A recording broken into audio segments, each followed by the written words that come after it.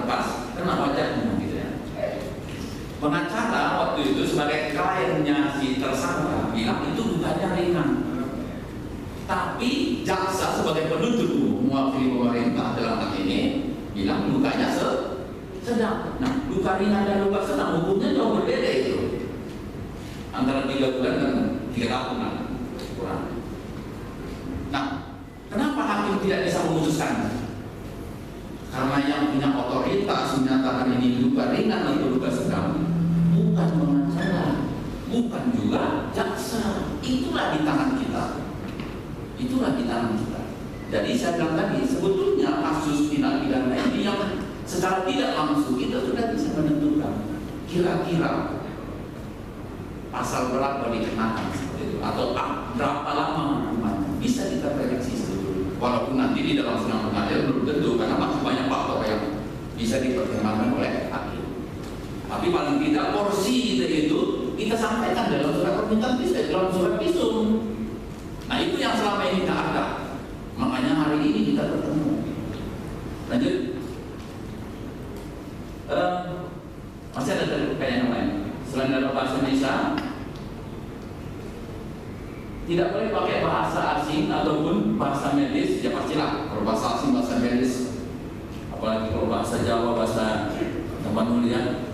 Kemudian usahakan visum itu dengan bahasa yang sesingkat mungkin, tanpa mengurangi maknanya atau menimbulkan persepsi yang berbeda.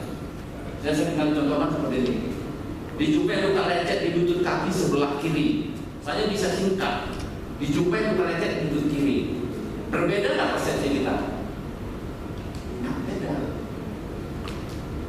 Jadi dalam visum ini bukan bicara soal masalah ceritanya panjang lebar, singkat, jelas ya.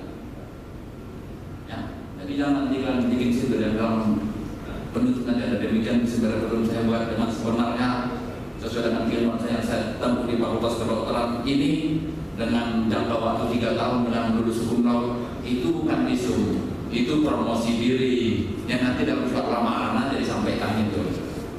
Ya, jika tulisan tidak berakhir pada 1 kalimat, di ujung kalimat maka diberikan menjadi jadi. Itu maksudnya supaya jangan terjadi penambahan kalimat di sana. Karena visum ini ketika dilepas dari tangan kita, apapun bisa terjadi. Apapun bisa terjadi. Termasuk juga ukuran nanti, usahakan pakai huruf, jangan pakai angka. Karena seringkali 0,0 itu bisa dengan teknologi sekarang bisa dibuat menjadi 9,9. Ya. Selain daripada tentu dokumen ini kita simpan di tempat kita dengan baik, supaya ketika nanti kita dipanggil di sidang pengadilan terkait dengan kasus yang sama, dokumen aslinya ada sama kita.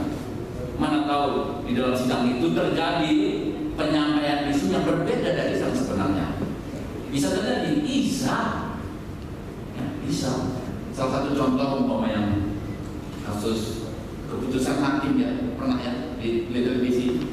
Jadi si hakim ini ketemu dengan terdakwanya beberapa lama setelah divonis di penjara, padahal dianya di penjara 10 tahun umpamanya kan. Nggak tahu ya, keputusan hakim yang dibawa dari kantor pengadilan itu ke GLP itu terjadi perubahan di situ. Yang tadinya 20 tahun jadi 2 tahun, nggak seperti itu. Dan kalau kita nggak pernah dari kasus itu. Nah, visum ini juga bisa terjadi perubahan ketika lepas dari tangan kita. Kemudian di tangan yang diberi nama jelas, stempel. Oke, lanjut. Saya kira enggak. Kemudian ya ini sudah ada yang perbincangan, ada yang penting, baik lagi, yang penting, baik yang penting. Nah, surat visum yang kita buat itu harus diberikan kepada penyidik. Saya pernah waktu jaga di UGD Julham, pas waktu saya jaga ada pasien mama-mama, guru dia, guru sekolah datang bilang dia mau minta visum. Nah, waktu itu saya jelaskan bahwa visum ini yang berhak menerimanya adalah polisi. Silakan ibu balik ke kantor polisi bilang bahwa harus polisi yang mengambilnya, atau tunggu dikirim Jangan sempat, itu sudah dibilang bahwa visum itu terikat juga dengan rahasia. Ya. Visum itu hanya bisa dibongkar nanti ketika di sidang pengadilan. Tadi sudah disampaikan dalam beberapa rahasia yang boleh dibongkar ada aturannya.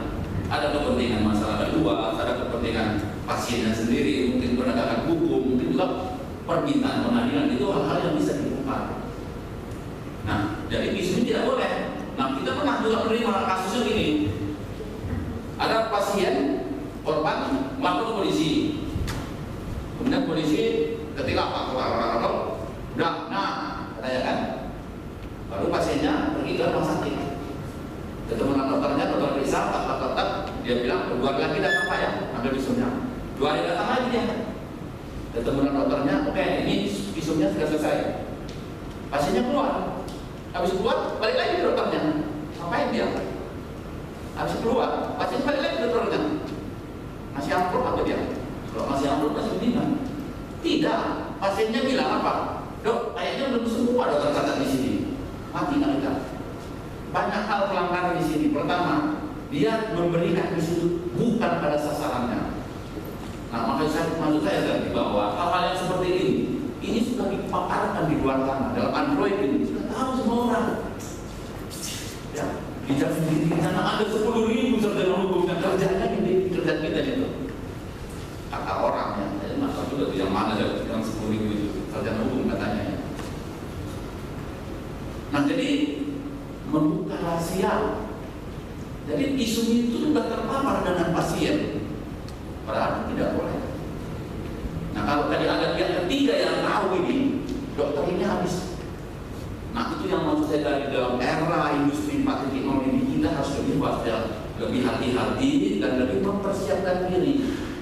Karena dalam SKDI itu sudah terpapar di luar sana. Apa sebetulnya kemampuan dokter itu? Ketika dianggap tidak kompeten, itu akan dibawa ke sidang pengadilan. Susah juga ya. Kalau sanksinya dokter yang dianggap tidak kompeten, mungkin diperingati ya, mungkin akan dikembalikan ke kualitas kedokteran. Itu ada dalam papanya. Atau pencabutan STR sementara berapa lama? 1 tahun sudah ada. Dan yang terakhir pencabutan STR selamanya. Wah, berat juga itu ya.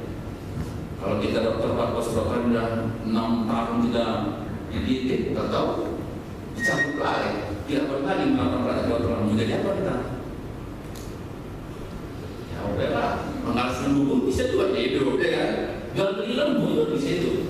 Banyak dokter-dokter sekarang spesialis menawarkan properti. Iya, ada di sana. Datanglah bang, atau ada yang cocok katanya. Apa pula itu? Properti. Nah, jualan properti pula ya. Ya jangan-jangan lebih banyak untungnya jadi properti ya. Menjual properti tidak berat. Dia spesialis THT. Spesialis THT. Jual properti ya. Masalah properti kan bisa juga 2-3 unit sudah bisa dibangun gitu ya. Jual. Beli rumah reot-reot gitu ya. Dibangun sedikit, jual. Oke, lanjut. Ya, jadi tadi kita sudah tahu tata cara membuat visum kan gitu. Etikanya sudah tahu. Lalu apa aja yang komponennya di sana? Singkat aja bahwa visum itu 5 kelompok inilah yang paling besar di sana. Kalau bahasa Arab yang bilang inilah batang belirnya. Ya, kalau ada bahasa Arab ada orang baru. Ada orang baru. Nah, 5 pokok lah. Pertama pembukaan. Pembukaan itu cuma 1 komponennya. Katanya pro justisia. Cuma itu komponennya. Dan kedua adalah pendahuluan, padahal 3 komponennya, yaitu pemeriksa, penyidik, korban. Dibuat skenario. Saya ke Dr. Sambatus besar forensik di Rumah Sakit Raja Malik melakukan pemeriksaan terhadap korban pada tanggal sekian, jam sekian, dan surat permintaan penyidik nomor sekian, tanggal sekian yang ditandatangani oleh penyidik Sekim Sembiring, gitu ya. Yang pada surat tersebut dikatakan korban identitasnya adalah Gultom Sembiring. Gultom nggak sebenarnya, Gultom itu marga ya. Gultom. Nah, dan seterusnya. Nah, itu skenario-nya dalam pendahuluan itu. Kemudian hasil pemeriksaan. Nah, hasil pemeriksaan itu sebetulnya 2 komponennya. Keadaan umum pasien dan dugaan. Keadaan umum ini penting. apakah nanti pasien ini dirawat atau tidak dirawat. Jangan nanti sempat. Nah kita ini ya, dok, dia luka, tangannya lecet, tapi saya dirawat aja dokter. Nah, datang kita cocok lainnya. Kalau dirawat dapat hidup 5.000 gitu ya. Itu pengalaman saya buat di praktek di swasta ya. Saya selalu memotivasi pasien itu walaupun dia itu pening dia kan, dirawatlah supaya cepat sehat. Maksud saya kalau bikin saya 25.000 ini gitu loh. Silakan aja kalau pasien umum. Tapi kalau pasien tidak pidana jangan. Harus ada indikasinya karena itu nanti akan ditanya dalam sidang pengadilan. Saudara ahli, pasien ini dirawat. Kenapa? Permintaan pasien itu protokol kedokteran bisa begini ya. Pendidikan sekarang ini pasien dirawat indikasi permintaan pasien kan bisa. Malah di dulu, kalau sampai sekarang masih rumah sakit pemerintah daerah itu biasanya pasien yang sudah memang tidak ada indikasi medis dipulangkan itu. Tapi kalau swasta silakan aja karena pasien sehat pun boleh dia jual seperti hotel. Karena kalau dia nginap di hotel tidak tamin orang. Kalau nginap di rumah sakit tidak tamin orang. Nah itu trik pejabat pemerintah biasanya. Nah kesimpulannya satu poinnya aja. Oh ya, coba tadi ya, pemeriksaan keadaan umum. Keadaan umum ini beberapa mencantumkan tekanan darah. Nah ini kita di dalam visum ini sebenarnya tak ada itu. Kita diterjemahkan dalam bentuk kalimat yang bisa dipahami. Karena kalau kalian berada di tekanan darah sekian, tak ngerti juga. Pada hukum ya disebutkan itu bahwa korban datang pegang kaki dengan penyidik, tidak tampak sakit, tidak demam dan tidak pucat. Itu mengamalkan luka itu tidak terlalu banyak pendarahan seperti itu dan dapat berkomunikasi. Itu berdampak kesadarannya. Karena kalau dari kesadaran kompos medis CM itu apa tuh? Apa CM? Maksudnya kompos medis terjemahan kita, tapi orang hukum kan tidak ya. Mungkin dia terjemahan yang lain. Ya. Panjang P sama dengan 5. P itu apa? Belum tentu, karena itu bukan singkatan yang baku. P itu bisa juga dibilang pendek, ya kan nggak cocok. Nah, karena kita di dalam rekam medis itu sudah terbiasa dengan kita saling mengerti. Nah, orang hukum kembali saya bilang tidak pernah duduk di fakultas kedokteran, jadi nggak ngerti dari istilah itu. Dan istilah yang lazim di kita buat dia itu keanehan sebetulnya. Tapi buat kita udah biasa, walaupun tidak betul, gitu kan? Sudah menjadi kebiasaan. Nah kemudian lukanya cukup luka yang terkait dengan kasusnya. Jadi kalau lukanya itu yang terkait dengan pembukaan itulah yang dilaporkan. Di luar dari itu nggak usah. Ya, nggak usah. Karena kalau ketika paparkan yang tidak terkait dengan kasusnya, Anda nanti di sidang pengadilan bukan lagi sebagai saksi ahli, tersangka kedua, karena telah membocorkan rahasia pasien. Ya, sudah membocorkan rahasia pasien yang mestinya tetap dijaga. Itulah dalam penutup nanti itu. Oke, kesimpulan. Nah, kesimpulan cuma 3 isinya. Jenis luka, jenis kekerasan, kualifikasi. Jenis luka itu kalau kalian di dokter umum kan cuma 2 yang paling banyak, trauma tumpul, trauma tajam. Walaupun yang lain ada ya, tapi itu yang kita prioritaskan.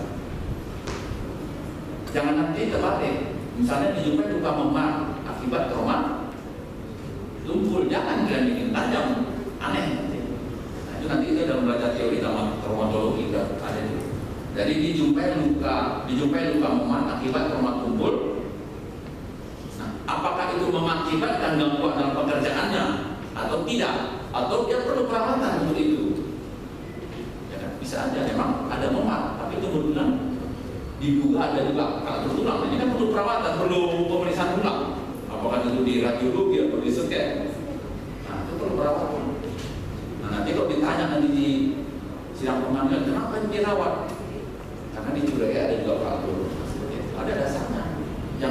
bilang, ya kasihan pasiennya juga memang perlu minta cuti, dia bilang minta cuti di kerja tapi nggak dikasih, jadi kesempatannya gitu, nggak boleh. Nggak boleh. Nah, itu dia isinya. Kemudian penutup ini sebelum ada waktu singkat saja. Demikian di sini saya buat dengan sebenarnya. Nah, sebenarnya maksudnya di sini adalah tidak ditambahi, tidak dikurangi seperti kasus tadi. Dok, kayaknya belum semua dokter catat di sini. Catat aja. Karena dokter ini malas, karena udah banyak kali kan lukanya itu diambil aja satu yang mewakili gitu, kayak orang bicara gitu kan. Satu aja kami mewakili. Luka ini nggak boleh, setiap luka itu alat bukti. Jadi ketika kita mau coba menuliskan hanya perwakilan, maka tidak bisa dituntut sebagai menghilangkan barang bukti. Berat juga itu ya. Berat juga itu. Nah jadi demikian sini saya buat dengan sebenarnya tidak ditambah dan tidak dikurangi teman. Dan sesuai dengan keilmuan dan tentu ilmu itulah dokter itu dianggap mampu mengevaluasi sejauh mana luka tadi itu berdampak terhadap kesehatannya dan pekerjaannya. Itulah bedanya dengan klinis. Kalau dokter bedah nggak peduli dia apa kerjaannya, kalau lukanya itu ya udah wajib. Makanya istilah kita di forensik, luka kecil itu belum tentu ringan, luka berat belum tentu, luka besar belum tentu berat. Tergantung juga apa pekerjaannya. Nah itu, ya, itu ya. Jadi luka kecil belum tentu ringan, luka besar belum tentu berat. Tergantung bagaimana dampaknya terhadap kesehatan dan pekerjaannya. Oke, saya kira habis.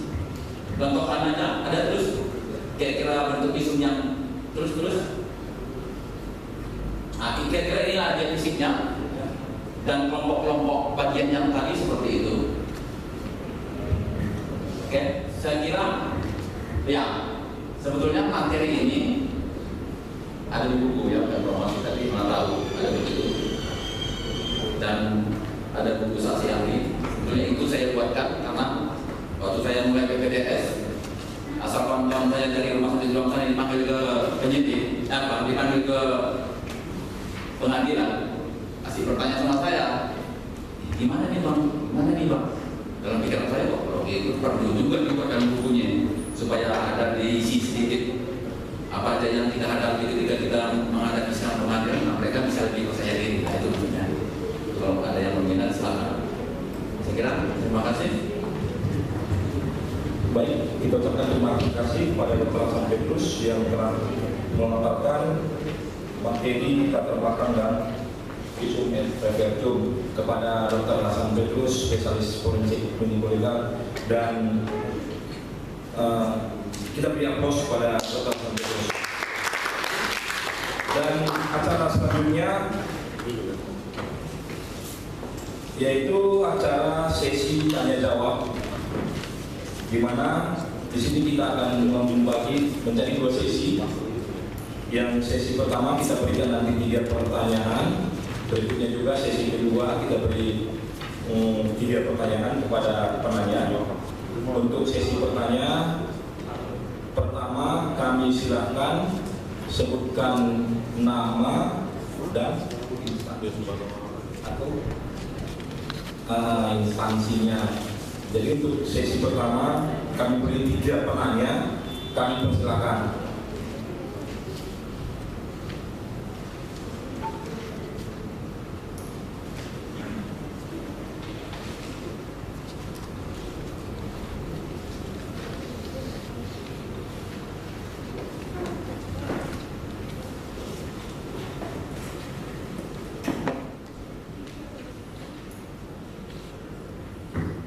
Dokter, untuk tidak mengulangi secara hormat, kami rasa kedua narasumber kita untuk mengambil tempat di depan, dokter.